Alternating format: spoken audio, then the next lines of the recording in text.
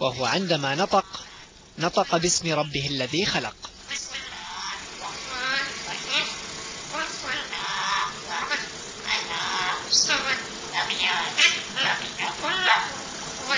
ولأن معلمه باكستاني لا يجيد العربية، فإن الطائر تعلم اللكنة أيضا تماما كصاحبه.